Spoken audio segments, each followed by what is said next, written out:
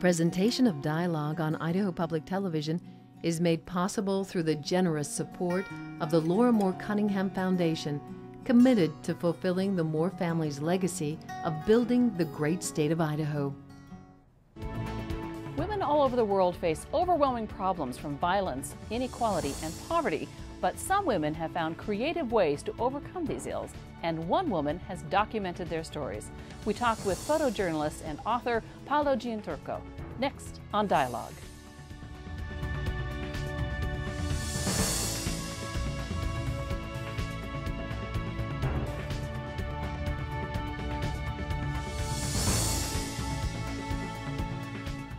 Hello, I'm Joan Cartan-Hansen. Thank you for joining us here on Idaho Public Television, on the World Wide Web, and on public radio stations. Look into the faces of these women. They are women of action. In her book, Women Who Light the Dark, photojournalist Paola Gianturco documents the lives of women in 15 countries on 5 continents. Women who find creative ways to deal with problems like domestic violence, sex trafficking, disease, and poverty. Gianturco's images of these women have been around the world and have been showcased at the United Nations, the U.S. Senate, and the Norton Simon Museum. She's in Idaho speaking on behalf of the Idaho Community Foundation and the Idaho Women's Charitables Foundation. And she joins me now. Thank you for being here. I appreciate you joining us. Delighted to be here. Thank you. And unfortunately, because this interview is taped, we won't be taking calls, but I do have some of your Facebook and email questions to ask. So let me kick this off. What started you on this journey to document the lives of women?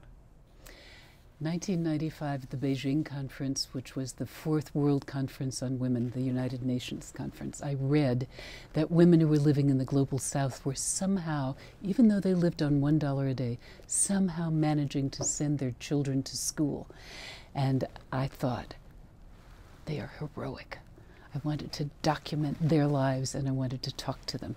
So I took a sabbatical. I'd been working in business for 35 years.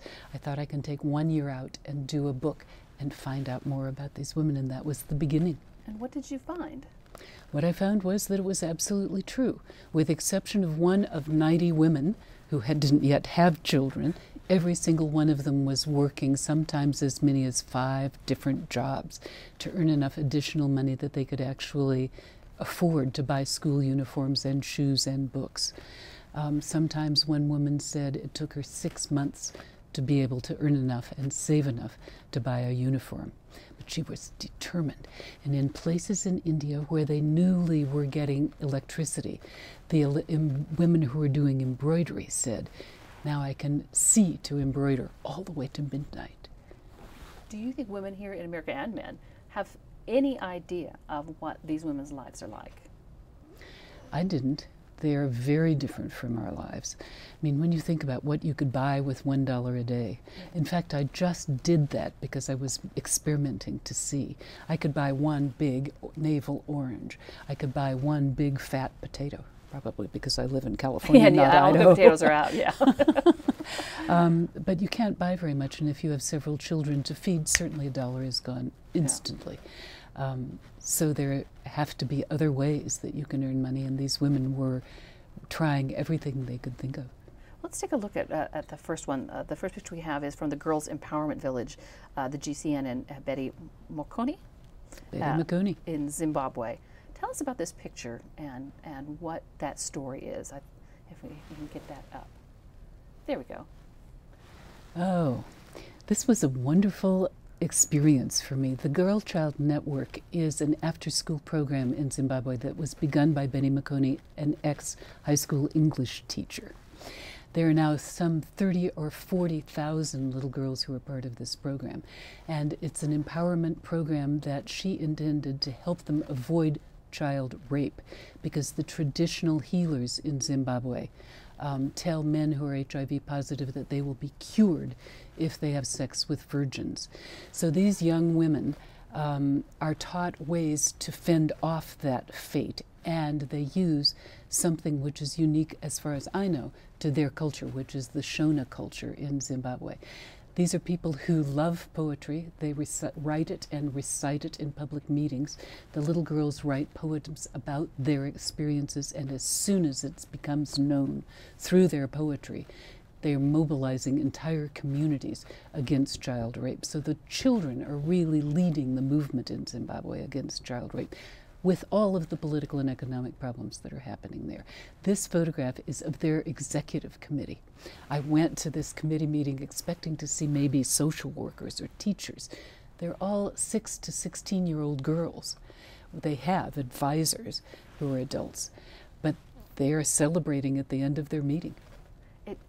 It must be really hard to walk into a room and know that you're trying to fend off child rape. This has got to be, how did you as a journalist separate yourself from the horror that you're seeing here and the genius that you're finding in these people? Just listen to the girls. These are little girls who are completely undaunted and determined. I mean, they simply are going to, they believe, bring child rape to an end. And I left thinking, they're right. They were already making progress that direction. I thought, over time, I think they're going to be successful. And how did you begin? How did you begin to pick this program, for example? What was it, what spark did you see that you said, yes, this is one that's going to go in the book? Actually, it's an interesting question because it grew out of the first book in a way that almost no other story did. I had heard that someone had given Betty McConey a copy of my book about craftswomen, the first book, the craftswomen sending their children to school, and that she had made it part of the resource library for these little girls, and they had made 3,000 copies. The reason was that they were fascinated with the idea that women all over the world were making their own crafts. Right.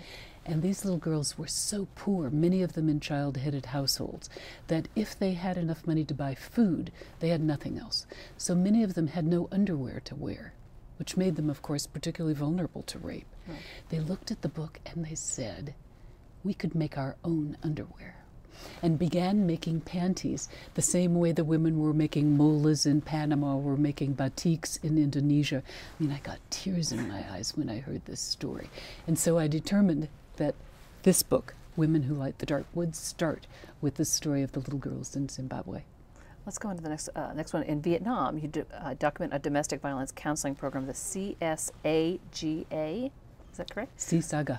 CSAGA. Tell us about that program, and then we'll get that photo up. That's an acronym for the Center for the Study of Gender and Adolescence, and it's located in Hanoi. Wow. And this is the picture from that group. All of these groups, as you will begin to understand as we talk about them, use the creative arts in very imaginative ways to tackle these very serious problems because they have no other resources. This is a photograph of a group in Hanoi. All of these women have been victims of domestic violence. They first arrived at the meetings fearful about even being touched, much less being in contact with anyone. And here, using stuffed animals, they're telling their stories. It gives them a kind of fig leaf, because many of these stories are so difficult to talk about and so sensitive that otherwise they wouldn't be able to discuss them. They're giggling here because the counselor animal has just reprimanded the husband animal who had been beating one of them. And so they're telling their stories. And actually exercising a kind of therapy, experiencing a kind of therapy. We had a Facebook posting from Linda in Salmon, who was curious about this particular part of the book because she wanted to know how women and children are helped and supported in other parts of the world against domestic violence. Are there shelters available? She wanted just a little bit know a bit more about. The woman who began this program in Hanoi was actually, this will interest you, was a television news commentator. Mm-hmm. And off camera, so many women told her that they were being beaten that she was shocked. And there was no access to any resource yet. So she began the first hotline in Hanoi that women could call to get advice about what to do. There are now hotlines like that in 22 cities in Vietnam. They field 5,000 calls a day. They also have an internet service for Vietnamese women who are victims of domestic violence, but who live in France and Canada and the United States and the UK. And over the first 4 years that they existed, they helped some 300,000 women. They train counselors to work with them, and so they're able to provide a great deal of help and support, as well as in these groups, which take place all over Vietnam. sad to say, but domestic violence knows no geographic boundaries. It is, the UN estimates that 1 in every 3 women around the world is a victim. So as they said to me when I left, if you're ever talking to any woman who's having this experience, tell her to talk about it. There are always people nearby who are having that experience and who can help. And you can find help in Idaho as well. If you are a victim of domestic violence, there are people who can help. 211 is the number you can call on your phone for a service statewide if you're looking for some aid. So just and in fact, 2 of the organizations that have received grants from the Idaho Women's Charitable Foundation are working on domestic violence in the Treasure Valley. That's right. Let me move on. I love this. This picture is from Morocco. In this one, you're highlighting the work of a program that helps women understand their rights. It's called Theater Aquarium. Am I saying it right? I love this shot. This is just such a wonderful picture. It's just so vibrant. Tell us about it. The Theater Aquarium was started by a woman who thought that her theater would be like watching life in a fishbowl. Hence the name. Hence the name. Théâtre Aquarium in French. In fact, this is a play that she wrote about domestic violence quite specifically. The organization also presents all over Morocco plays that are intended to educate women about many women's issues. Women's roles have changed completely in Morocco in the past about 6 years. In 2004, the Modawana, the family code, was changed by their new young king and a lot, 25 years worth of work by feminists. And so now women can be married only if they agree to be married, divorced only if they agree to that. Daughters can inherit only the same amount as sons, not half. So the law has really been upended. Theater Aquarium performs these plays to educate women about the new law, for example, in factories and prisons and hospitals and slums where illiterate women had no idea that the law had changed. What is it about the arts that can communicate what can't be said just in a pamphlet or in a speech? Well, if you're talking to illiterate women who can't read a pamphlet, yeah. Certainly it can communicate in a powerful and very effective way.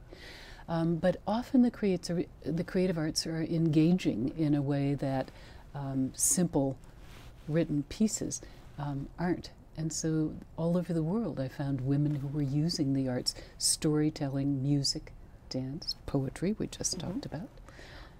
What of the programs on the arts that attracted you, though? What there had to have been, as a journalist, you making the decision that this was the focus to base your stories on. We're going to find those groups that use the arts in the book, in the women who left the dark. So what was that? What was that? That spark? Was not my intention. Oh, okay. And I didn't even realize that there was that thread until after I'd written these stories, and then I thought, how interesting.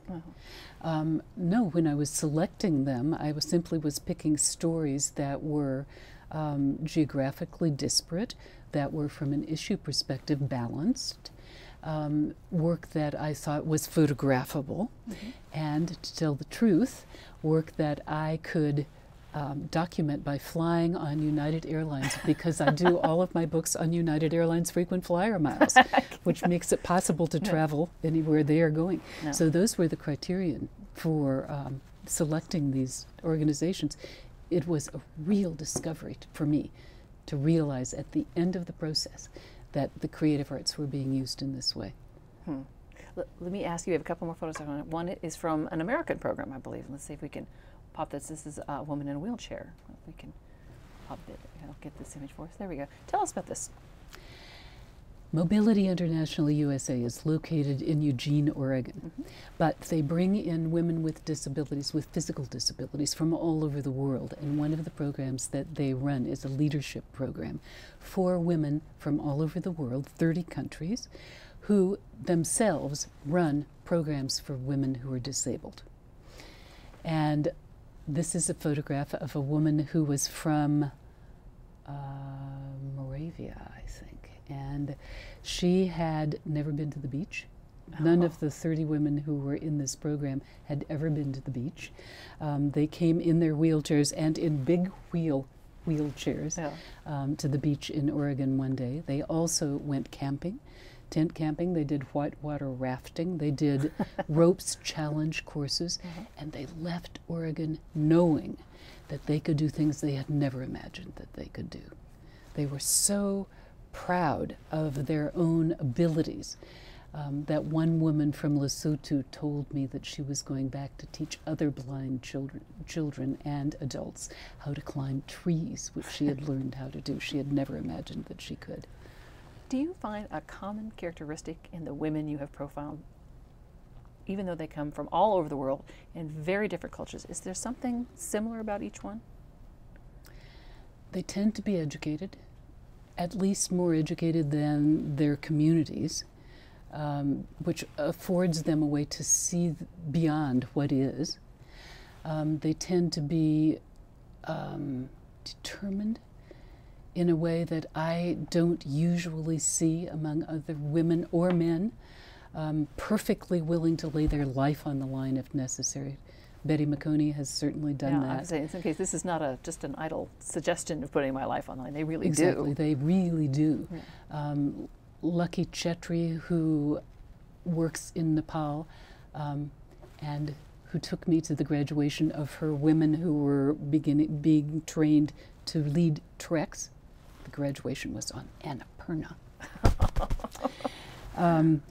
We went up through the Maoists who were on either side of the trail. I had no idea they were there. I would have been terrified.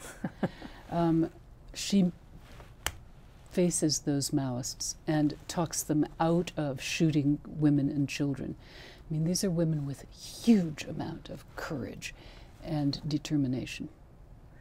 Well, as someone who I see as a woman of courage and determination, you have made this not only a passion in your life, but you've also used it a way to give back to others. The proceeds from the book go to the Global Women's Fund, is that correct? The Global Fund for Women. Global Fund for Women.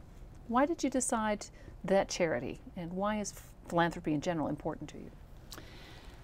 I came back from doing the first book determined that I would, if I could, figure out a way to help. And because I'm using frequent flyer miles, these books are not too expensive to do, so it was possible to give 100% of my author royalties to a carefully selected organization. In the case of Women Who Light the Dark, I picked the Global Fund for Women because I was impressed with several things that they do. Not only do they work in 170 countries, they give grants to organizations that are led by women that are working on women's human rights. They're very effective. But I was impressed by how they operate as well as what they do.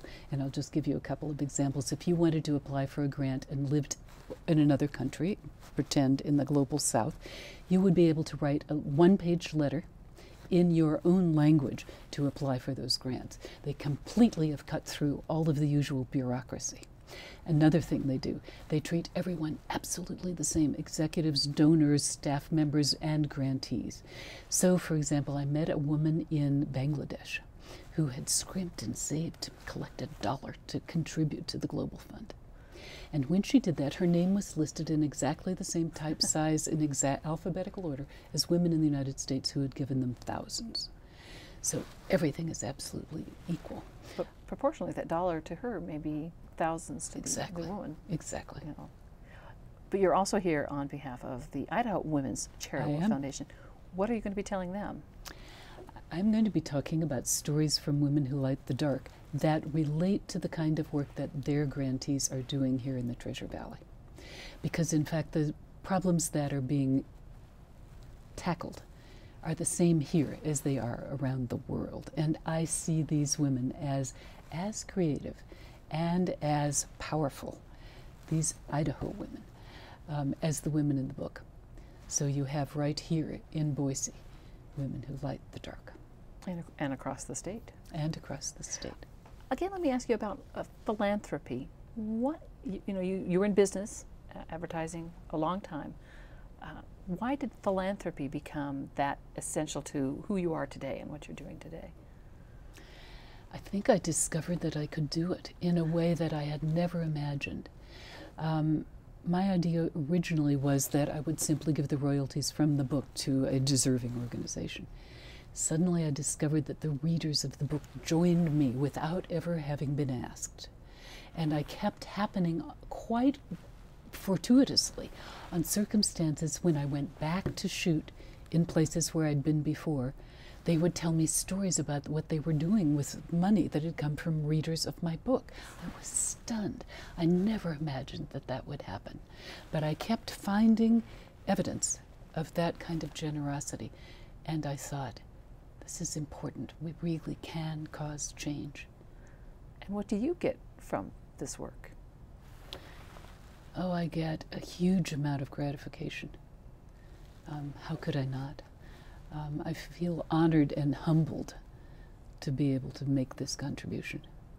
Now, I had a question from a Facebook question from a viewer who wanted some very technical information. Let me ask you, what kind of camera do you use? What kind of equipment do you take with you? And how do you set yourself up to shoot?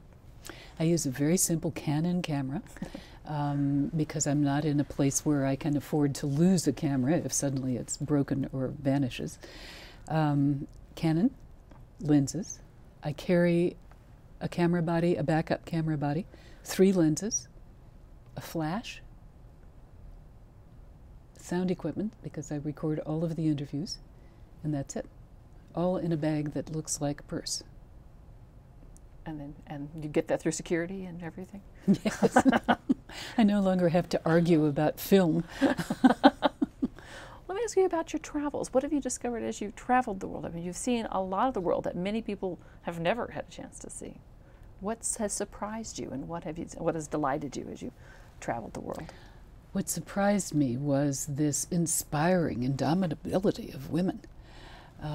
And I find I keep being drawn back to India, for example, and Africa, where women who really have so little by way of material resources simply are not taking the life that they have and accepting it. They are so motivated to change the future for their children and grandchildren. And they're, in fact, out of pure determination, I think, finding ways to do exactly that. So that inspires me, and it surprised me. I did not know to expect that at first. Is there part of the world that you would not go back to again? I had real trouble when I was in Cambodia because I was working with women who had been trafficked. And I found that so disturbing because their lives are literally destroyed. They have almost no way to proceed except by being prostitutes.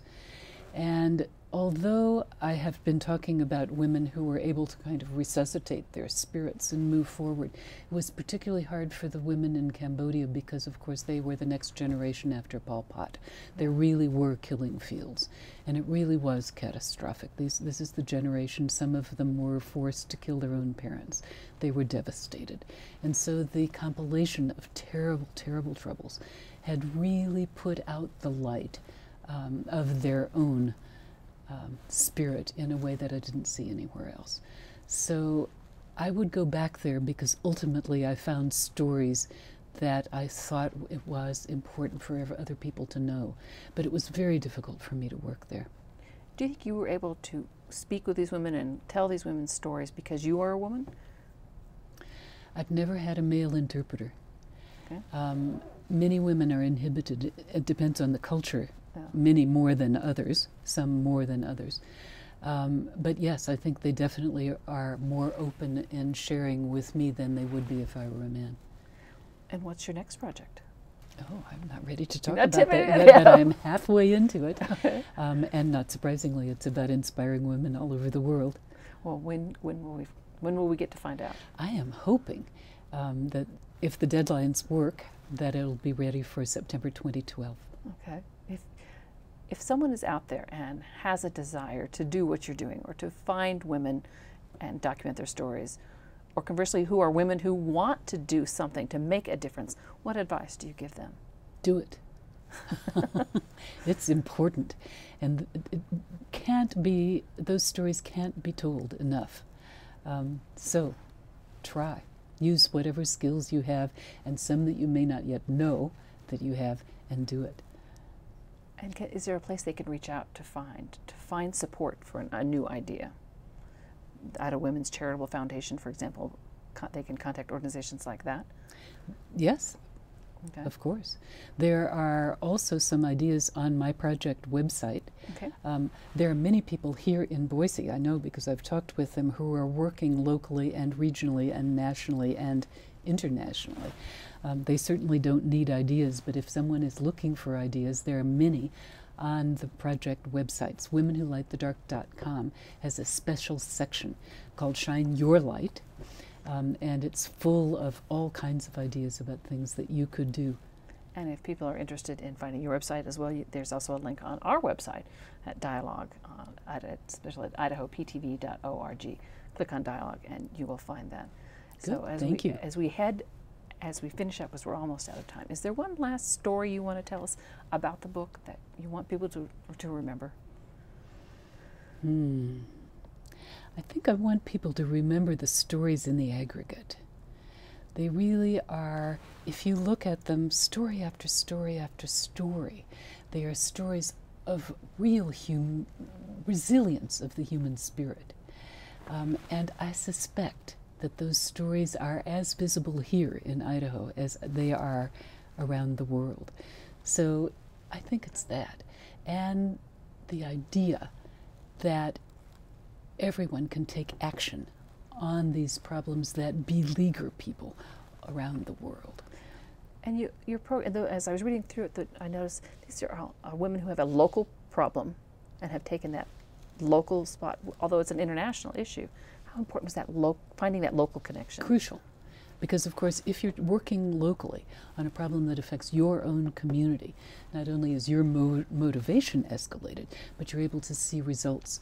When you tackle a global issue, it's very hard to see those results. All right. Paola, thank you. I appreciate you joining us. Again, if you're more interested, if you want to find out more about her work, the work of the Women Who Light the Dark, and the work of the Idaho Women's Charitable Foundation, you can go to the Dialogue website. There you'll find more information, links, and facts, and our web extra conversation that we're going to tape right after this. So you can all that at idahoptv.org and click on Dialogue. You'll also find us on Facebook. Search for Dialogue on Idaho Public Television and become a fan. And you can look for our shows on YouTube. Thanks for tuning in, and join us here next time for Dialogue.